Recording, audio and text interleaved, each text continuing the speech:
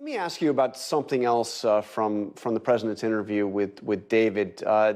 David asked about the lack of a vaccine requirement for air travel. There is no vaccine requirement for domestic air travel in the United States.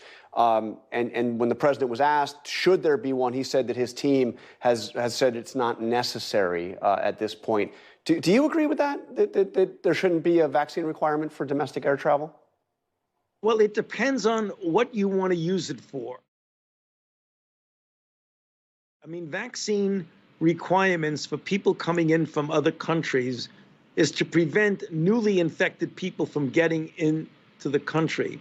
A vaccine requirement for a person getting on the plane is just another level of getting people to have a mechanism that would spur them to get vaccinated, spur them to get vaccinated, spur them to get vaccinated. Namely, you can't get on a plane unless you're vaccinated, which is just another one of the ways of getting requirements, whatever that might be.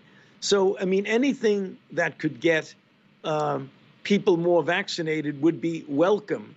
But with regard to the spread of virus in the country, I mean, I think if you look at wearing a mask and the filtration on planes, things are reasonably safe. We want to make sure people keep their masks on. I think the idea of taking masks off, in my mind, is really not something we should even be considering. But that's what we meant by it depends on what the goal of getting people vaccinated before they get on a domestic flight. Yeah, and of course the airline CEOs were suggesting that that we may no longer need a mask. I hear you loud and clearly. You disagree with that on the airplane.